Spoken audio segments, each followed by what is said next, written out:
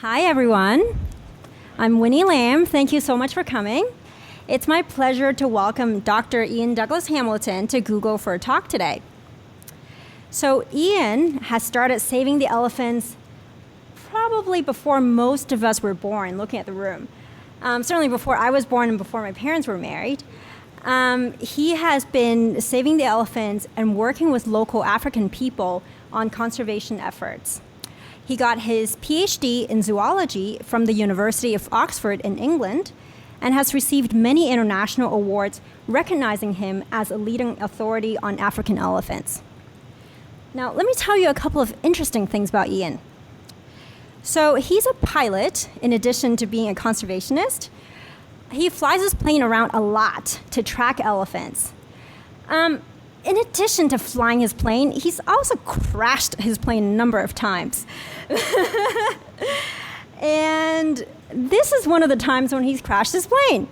Luckily, for the many times, actually not that many, for the few times that he's crashed his plane, he's managed to walk away from it safe and sound, and he's with us. So lucky for us and lucky for him. Another interesting thing about Iain is that he's Scottish, and he likes to wear his kilt on special occasions. I'll show you a picture here. He was receiving an award, and he was wearing his Scottish kilt. And depending on your opinion, it might be fortunate or unfortunate for us that he's not wearing a kilt today. Anyway, so without further ado, please help me give a very warm welcome to Dr. Iain Douglas-Hamilton.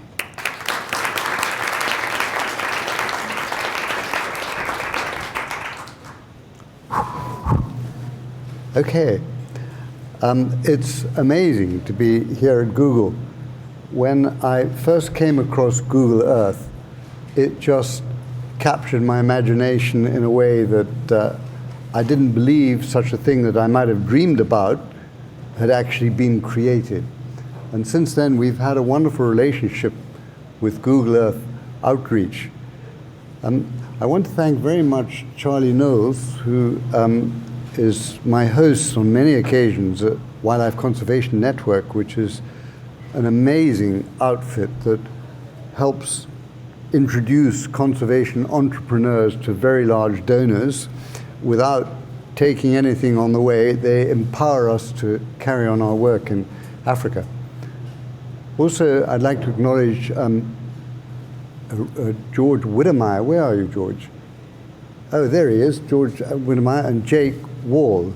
George is our scientific chairman of our advisory board of Save the Elephants, and Jake is our programmer and database manager who looks after all our moving elephants, which, as you will hear, appear on Google Earth. My theme today is elephants in peril, because we're actually having an unprecedented surge at the moment in illegal killing of elephants for ivory.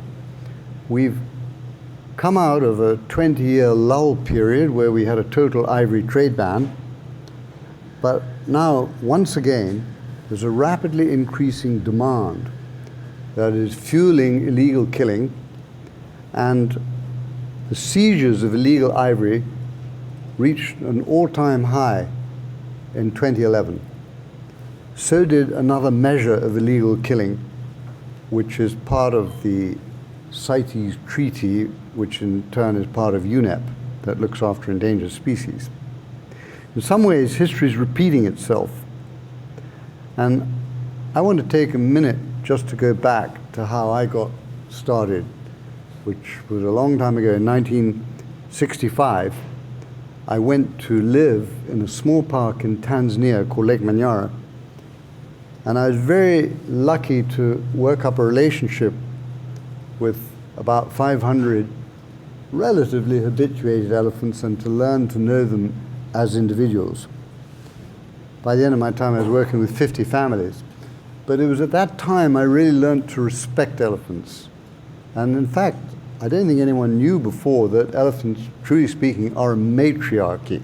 And I learned the meaning of matriarch, an undaunted female intelligence who will go all the way out to save her family. That's just what you're seeing here.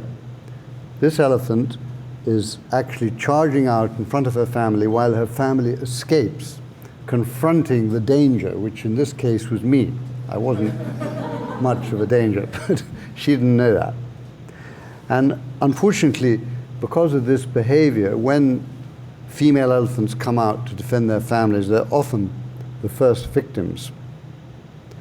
I want to show you a little piece of natural history before we get on to other reasons for elephants being in peril. This is a lone female who's defending her baby against hyena attack. Picture taken this year by someone called James Wells in Botswana. And the hyenas are closing in on her baby from all directions. And she's out there defending, kicking with her feet, chasing them, scuffing up the dirt. And at the end of the day, because of her very vigorous defense, the baby was safe, although unfortunately it lost its tail in the process. She's triumphant. Anyway, I lived for these 5 first years of my career, and I'm sorry I'm not talking about it because that's the nice part of things, is living with elephants. And I brought up my family there, my 2 little girls, and at the end of the 60s, it was the end of an era, a golden era for the national parks, a golden era for the elephants. And I became involved in a new problem. And this is how history is repeating itself, that the price of ivory suddenly, inexplicably soared upwards in 1969, 70, 71. Now, in retrospect, we know that it was caused by a surge in prosperity in Japan, where ordinary people could all of a sudden afford to buy ivory, and it led to an ivory rush. So my next phase was I went out on a trip across Africa, funded by the New York Zoological Society, to go and find out how many elephants there were in Africa. And it took me to every corner of Africa. I went in an aeroplane, and to cut a long story short, the ivory trade was out of control. The elephants were decreasing fast. And we came across scenes like this, of whole families shot down with empty cartridge cases. In one worst case scenario, this particular herd were 150 survivors out of a population that had been 8,000 5 years earlier, just south of the Nile. So these things did happen, they can happen. And in East Africa, we saw the worst wipeouts and recorded them. Masses of ivory were leaving the continent. It took a very long time to get concerted international action. There was something the order of 700,000 elephants went out over 10 years, represented by about 700 tons of ivory a year. Then in 1989, Kenya, the country which I live in now, took the lead, and they took their ivory stockpile and they sent the whole thing up in smoke as a statement to the world that they were no longer going to deal in ivory under the carpet. And this ushered in 20 years of ceasefire. We were great beneficiaries of this. I was able to go back to what I really love, which is studying elephant behavior, training up local people to do it, and engaging scientists, young scientists from abroad, like George Whittemire, to come out and make it their life's work as well. And in Samburu, where we have our current research station, it's the most fabulous place you can imagine. It's a place where, until recently, elephants could live out their lives without being dominated by one emotion, which is fear of man. And so they behave naturally. And it's there that our prime technology was a very primitive one, which is to learn to recognize elephants as individuals, to record all the births and deaths and departures. We got to know again about 500 elephants, and we have been monitoring them for 15 years now in detail. However, the system did not work well to tell us how far the elephants went out of the protected area and how they took their decisions to move. And for this, we turned to radio tracking using GPS technology. Now, each of these collars is a different type of ones that we've been deploying. And they gather the information on a chip and then send it out either by satellite or GSM telephone. Here's an elephant coming to inspect the collars. And the system as it now operates, we either download by a satellite or by a telephone, and it goes into a database which was designed by Jake Wall, sitting at the back there. And I'm not going to go into all the details, but the main feature is that it's recording the movements of hundreds of elephants simultaneously. It goes into a database, which at the moment is on a server in a local cell telephone company. We're going to move it onto a cloud quite soon. And it can then relate, it can send out text messages to mobile telephones or to handheld devices or to the internet. And what Jake has been developing for us is a series of algorithms to detect changes in elephant behavior. This is very exciting, and particularly in relation to the current poaching surge that is going on. So I want to give you a little example of an elephant in peril. This is an elephant called Mountain Bull, and he lives under this beautiful mountain, Mount Kenya, which is 17,000 feet high, right on the equator in the middle of Kenya. He has lots of difficult choices he has to make that involve taking risks, driven by the imperative to pass on his genes. He has to go and find females. And sometimes, because he needs to eat good food and grow strong so that he can compete with other males for females, he has to take risks. And unfortunately, this sometimes causes a clash with people. So the little film excerpt I'm going to show, it's with my daughter, who also makes films for the BBC. And it is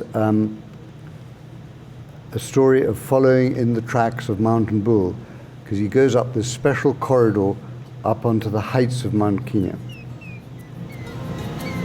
Can you hear? 50 miles south of the reserve, Saba is hot on the trail of Mountain Bull. This tracks. First tracks. First tracks, yeah. The data shows she's just days behind. The route is just somewhere towards there. Look at this, straight through the wheat fields Yeah. and around the base of that hill in the distance. Yeah. And then he runs the gauntlet through the shambas. Yeah. So we're dead on course. Yeah, we're in a track. Right through the wheat. Yeah. Saba's found Mountain Bull is eating crops and damaging fences. That isn't going to go down well with the farmers.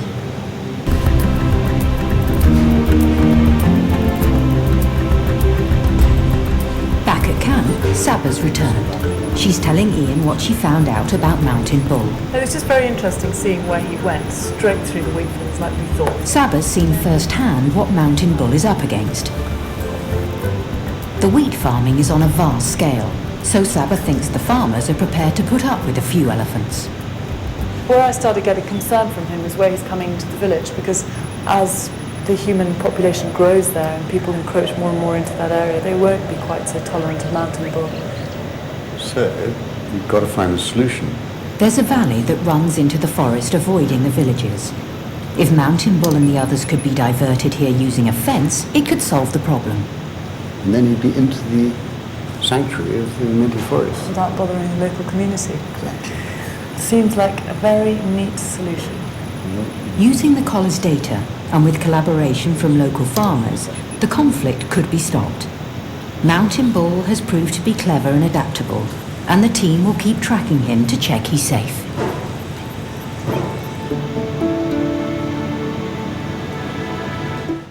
So the corridor was created up the side of the mountain, and it had to pass under a main road, which is the road here. And we were wondering how long it would take the elephants to learn how to use this corridor and to stop using that destructive route. Well, the curious thing is, the very first day that that corridor was opened, these young elephants came through it they came under that tunnel. And actually the very first elephant to come through was one that carried one of our collars on it. We're very excited about that. And Google Earth helped us to create that instantaneous tracking system. This shows the corridor with the background of the mountain. And the blue line is where the corridor was put, and it's got a fence on either side. Now, the green animal there is an elephant called Tony, which was the first elephant that came through. But the red line is the migration route of mountain bull, who you've already seen. And he wasn't going to change quite so quickly. So now that the younger bulls were using the corridor, the question was, would mountain bull ever learn? So we went on tracking him. And this little movie shows his movements as he comes towards the corridor. Now he broke in halfway and came down the corridor. And then he actually couldn't get out because he found himself surrounded by a whole lot of fences. And he has to get under that main road. He has to get under that underpass. It takes him quite a while to find the way. He's trying one route and another. There, he's through. And so he went through, and then he went rushing down to some farms to look for some ladies, and he couldn't find them, and then he goes back. He hits a fence, which thwarts him, and then eventually he goes back again, and he's on his old route, and he breaks into the corridor, and he exits it from the top. So this is an amazing piece of behavior. I couldn't believe it. He'd used the whole corridor, but in a very unorthodox way. Anyway, I was going to show you some live tracking, because the beauty of this system that we've now got is that we can actually look from here, or California, or China, wherever the hell you like, and you can see what's happening to the elephants in real time. So it is amazing. We open up our Google Earth, and automatically these files spring out at us. We're tracking about 60 animals across Africa. This is all stuff that Jake has written. And it's a tiny little file that is so easy to send someone on an email, and it points into our database. And also Jake's managed to figure out how to make everybody's Google Earth automatically update with the latest data. So you not only get the latest position of each elephant coming up, but if we put a collar on a new elephant, it'll pop up in your Google Earth. The beauty of this system is that without any GIS training, I can give it to anyone in Africa, and we're sharing it now far and wide. We're sharing our data with people who can actually help to save the elephants. We're doing it in all sorts of different ways. We're using it to detect if an animal starts moving too slowly. There's an algorithm that immediately says this animal is going below its average speed. Now, it then pops up, and we get an email report every day with all the elephants on it, and we have automatic alarms against each elephant, and we see whether the collar has failed to report, and if so, for how many hours or days. We see whether the elephant is moving too slowly, and several times when that has happened, we've alerted a team that's gone out, and sure enough, the elephant is wounded. And then we get a veterinarian to come and dart the animal, put it down, give it drugs, clean out the wound, put it back on its feet. But our most serious alarm of all is the immobility alarm. So if the animal stops moving altogether, we get a warning, and then we send out a patrol, and either the collar has fallen off the elephant or the elephant has been killed. And at the moment, we're trying to hone this down. This is very much a system under development. We're experimenting with accelerometers now, and we've actually deployed our first accelerometers at Disney in Florida. And the Disney scientists then came out to us, and we've been working in the field. We had an accelerometer onto 2 elephants, and we got a 48-hour cycle. So we were able to look at what signal we're getting when the animal lies down, and we want to actually get it so sophisticated that we can tell the difference between lying down and being dead. Because elephants do lie down. They lie down on their side, they go to sleep, and they do it probably twice a night. But if an elephant doesn't move for 3 hours, that's very worrying. And so our automated alarm is graduated.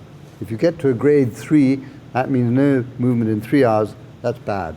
If it's a 4 or a 5, you get extremely worried and you send out a patrol. So these are the various ways that we can help them. And I just want to show you the areas where we work in Africa. We're working on elephants in the desert, out in Mali to the far west, near Timbuktu. We're looking at elephants in the bushveld in South Africa, and we're looking at elephants in Kenya. And we've been looking at elephants in the Central African forests, but they've now, that was doing it with Wildlife Conservation Society, and they've now stopped working. But what is interesting is in all these regions, the elephants cross boundaries. So normally in Africa, you have to go through a huge rigmarole to get research permission to dart an elephant and launch a tracking operation. So we're actually operating some illegal tracking operations in a number of countries because the elephants just walked across the boundary and they don't know the difference. Just show you quickly, this is the Kruger National Park, which is one of Africa's great parks. And on the left we got females in 2 separate populations. On the right we got males. And the collars were put in 3 different areas. To the north, in this grey-blue, to the east, this light blue, and to the west. And we call this the Transboundary Elephant Project because our objective is to see how much elephants cross boundaries, whether they go out of a national park into a private place, or if they go across a border. So these elephants, the blue ones, go right deep into Mozambique. They also go north up into Zimbabwe. Very interesting and very important for their future that we safeguard these migration routes and the corridors that connect them. So to the west, we have elephants in the extreme desert country around Timbuktu. And they live right at the very edge of existence. Their problem is mainly to do with finding enough water and finding enough to eat. It's an extremely harsh environment. And they have the longest migration in the whole of Africa. They have to get from one oasis to another. I'm afraid the next map's not going to work, but they do have a critical place that they need to go through once a year. It's called the Gate of the Elephants in French, La Porte des Éléphants. And it's a nick point where there's a range of high hills, and we have really highlighted through our radio tracking how vital this corridor is for them. Here you can see the gate in the background, and that little square zooms into an elephant herd that's making this lonely migration through that vast area.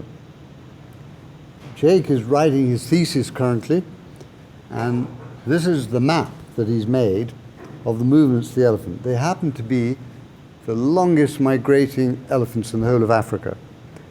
We found out that they go roughly a distance of, cumulative distance of about 4,000 kilometers in a year. But what he's found here that's very interesting is that blue, those are the movements of males, where only males go. And red is where the females go. And green is the areas that they share in common. So it's really highlights some interesting biological problems there to try to understand why the males and the females have slightly different ranges. Well, the main problem, as I said, that we're dealing with now is not, at the moment, the alienation of land by human beings expanding into elephant range. That is a problem. But our major short-term problem is this problem of elephant poaching for ivory. I'm sorry to show you this picture, it's horrible, but this is a result of a wounded elephant that has come back into the reserve, having gone outside, been shot at for its ivory. She's a matriarch convulsing in agony. We're seeing more and more of these horrible sights of animals not just dead, but also badly wounded for the first time in our Central Reserve.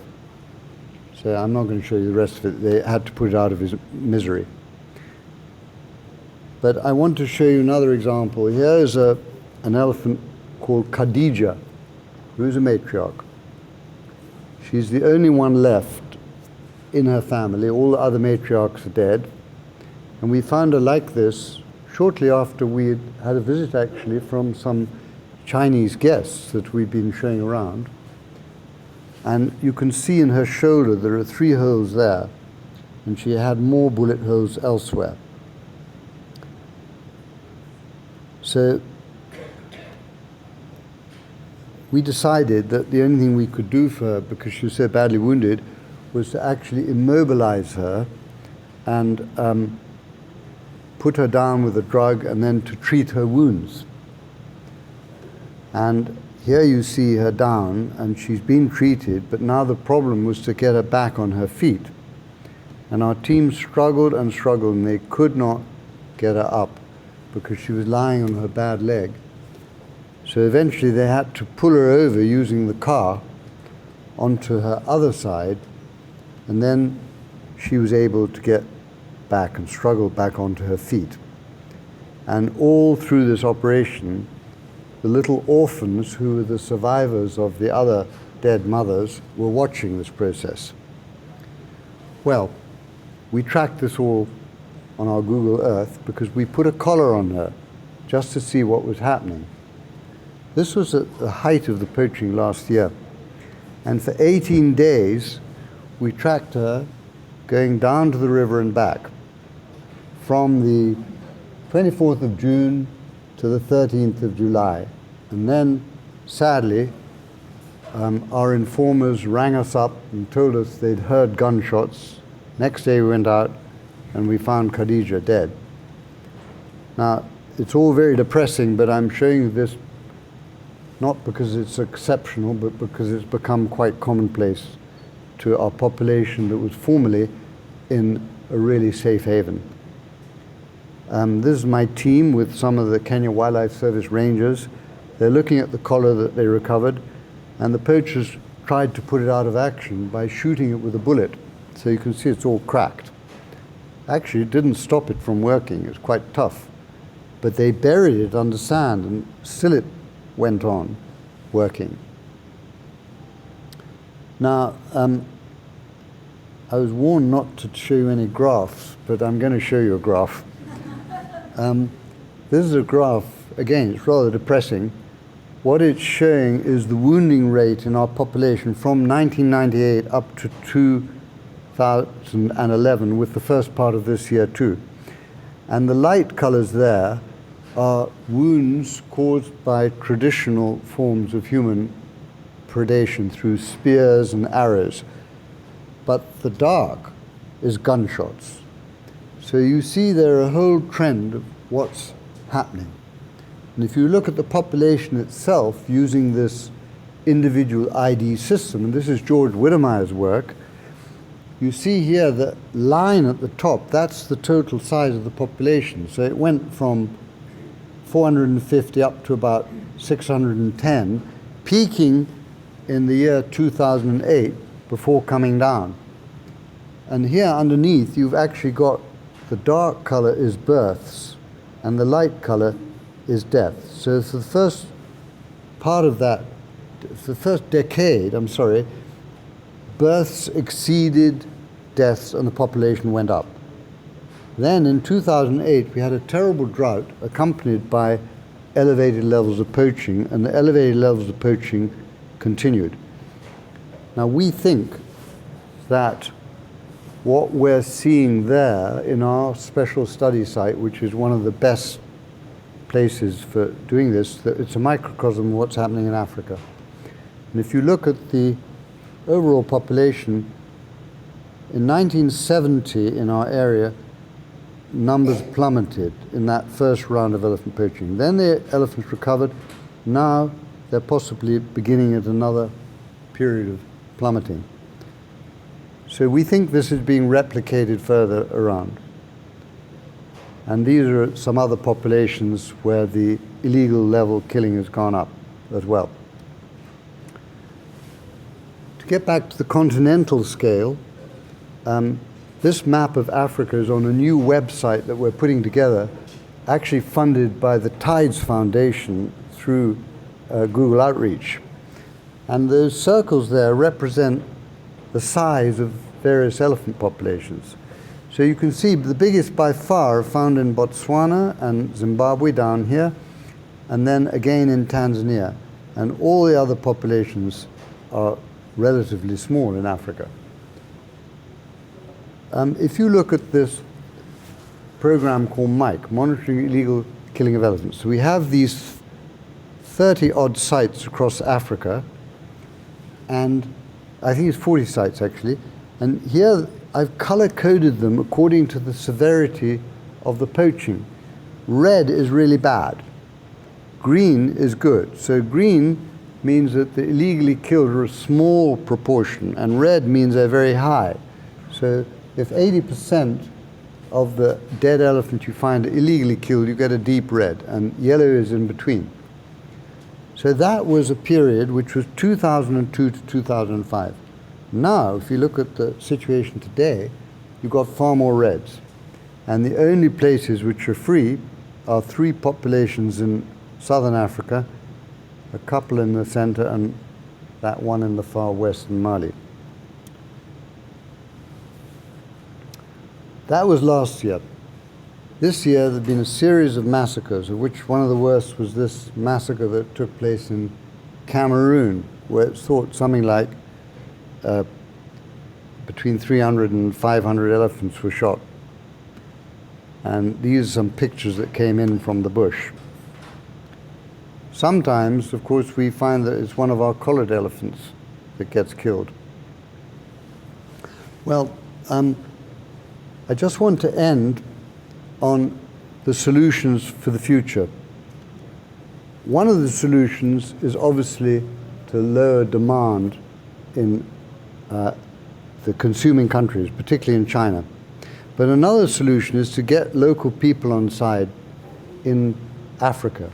And we've geared our whole program to that, where we have an outreach program, and people who want to adopt the conservation option get all sorts of benefits, whether from ecotourism or from improved security in their area.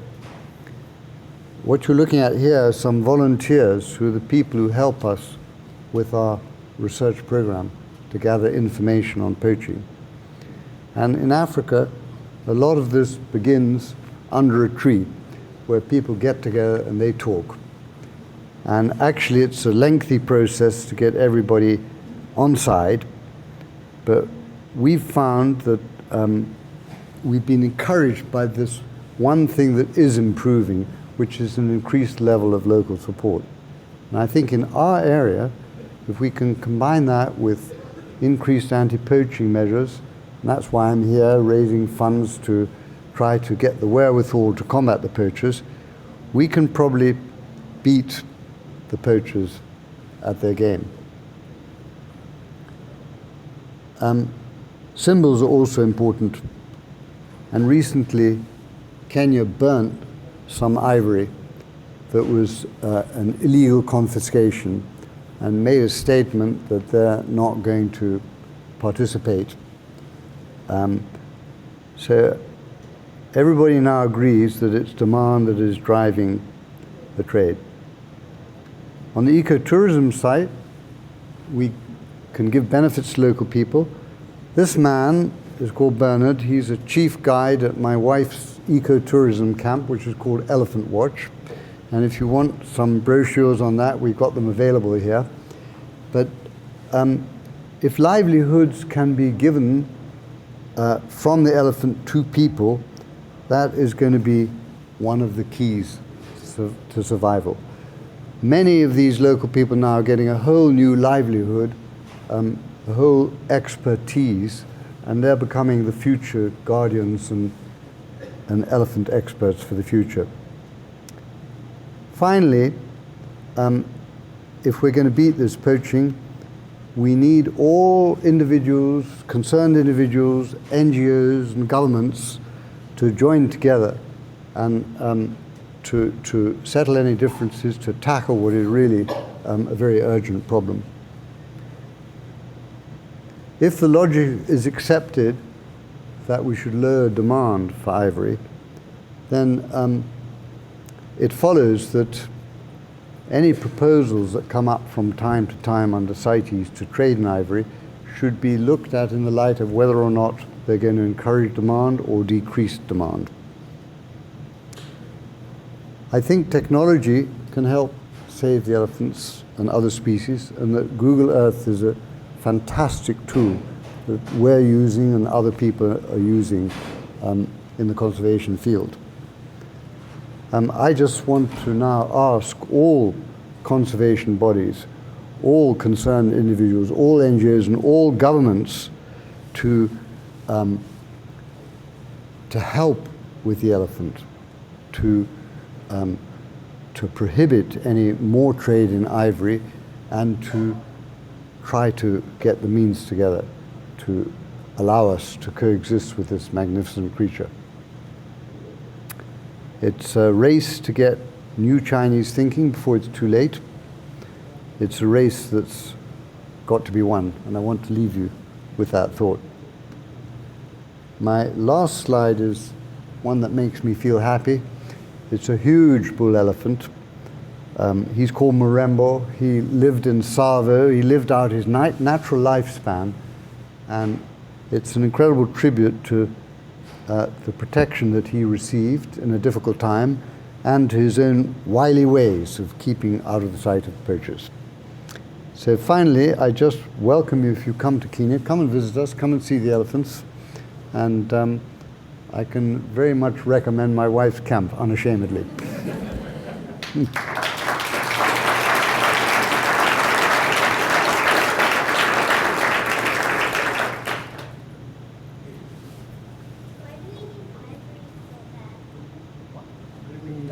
Why do we need ivory? We don't really need ivory. It's a lovely substance, and people make pretty ornaments out of it, but it's not something we need at all, and certainly not if it's killing the elephant. If people were only taking the ivory from elephants that die naturally, it wouldn't matter, but they don't, you see. Every time you get a little bit of trade, then the poachers come and they kill the elephants to make money. They do it just for money.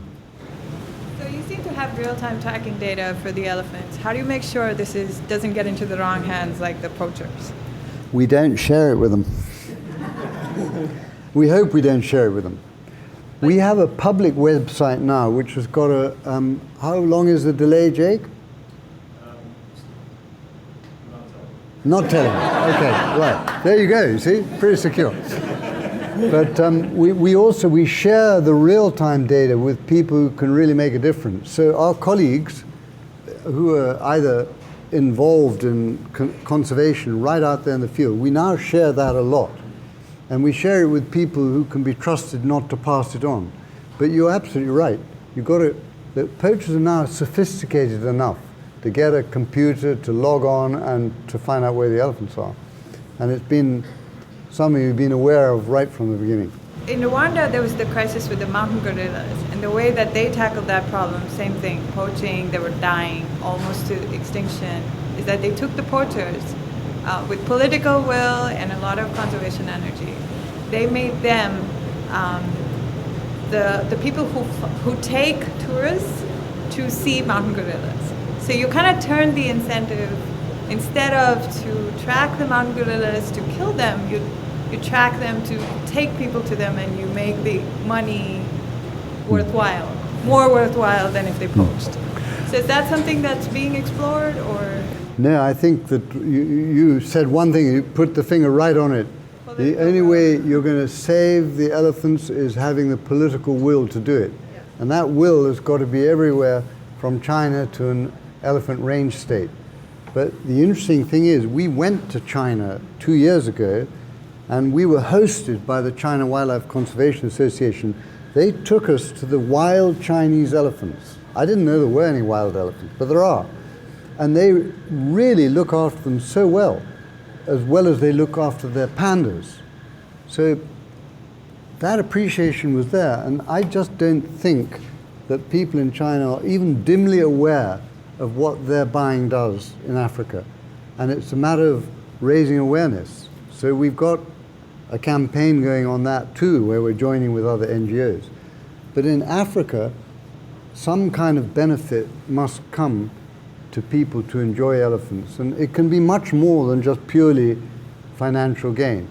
It can also be, Africa's developing so fast, and the educated class is growing so fast. And they feel very interested about their heritage. Again, they don't see it enough. So I have to be an optimist and to believe that these forces are going to win out over the purely destructive ones.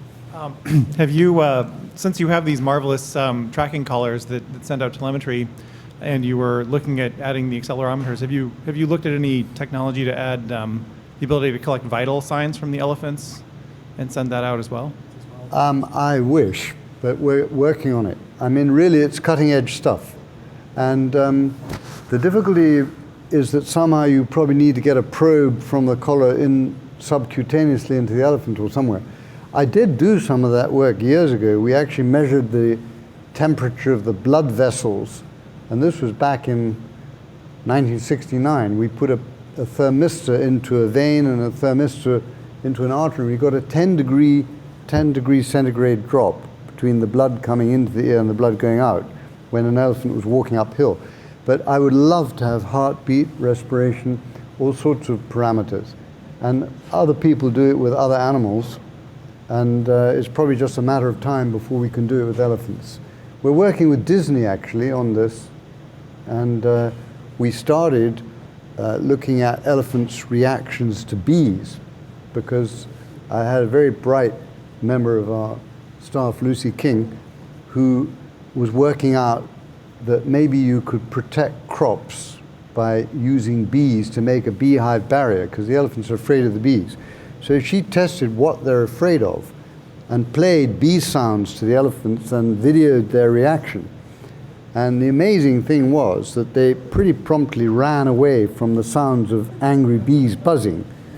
And then she recorded with our colleague from Disney, Joe Saltis, the rumbles that the elephants made when they were running away from the bees. So first they'd run 30 meters silently, and then they'd start talking to each other.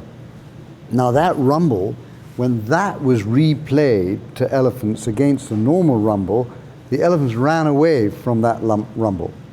It turned out to be an alarm rumble, and they looked at the sound spectrogram of the rumble, and they found there was a little secondary formant which they were suspected might be the alarm component. So they manipulated that on a computer, removed the formant, replayed the rumble again, and the elephants didn't run away.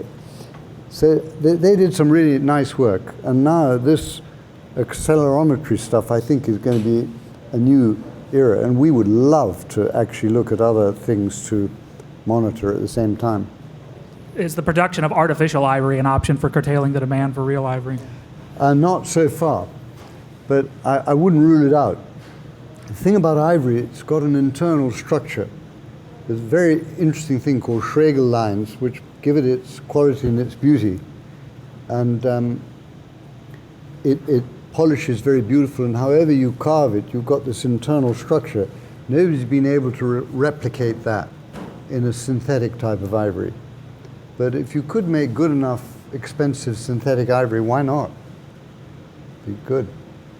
Actually, when plastic first came out in the 30s, there was a collapse in the ivory markets. Hello, doctor. So my question was about the Asian elephants. Are we doing anything for them? or is the situation not so bad in Asia? It's bad in a different way. The Asian elephants are principally running out of space, and particularly in India. But it's very interesting that the culture in the Indian subcontinent is much more elephant friendly, and therefore the elephants have been tolerated despite exceedingly high human densities. Nevertheless, there has been a great reduction in the tuskers, and in the Asian elephant only the males have tusks. So the male populations have been hugely distorted. Practically all the old ones have been killed, even in places which are not supposed to be places that poach, but there is some poaching going on. So it's a different situation. Save the Elephants would love to be involved, but we're a pretty tiny NGO, and at the moment we're pretty swamped with Africa. What we do, one thing we do is we operate a news service that covers both continents. We scan all the news that's on the web, we replicate it, and we send people emails of that news. And we share a lot of stuff that way. And I have very good friends who study Asian elephants, and we make common cause when we go to the big CITES meetings where people debate whether or not there should be a limited ivory trade. And the Indians and our part of Africa, we're dead against that idea. Great. Well, thank you all for being here. My name is Charlie Knowles. I'm the founder and president of the Wildlife Conservation Network. We're based here in Los Altos, and we're very fortunate to have Winnie Lamb here in Google, who got us here and promoted Ian's talk. Thank you. And we'd love to have you more involved in any way that you want to be involved. And so we have a Google Docs here, sign up, or you can send us an email to info@wildnet, wildnet.org. We have some literature on WCN. We support 20 organizations working in 30 countries around the world. And there's also information on Save the Elephants. And mostly I want to thank Ian and his team for the heroic work you're doing to save elephants for all of us and for our children and grandchildren. So thank you, Ian. Great job.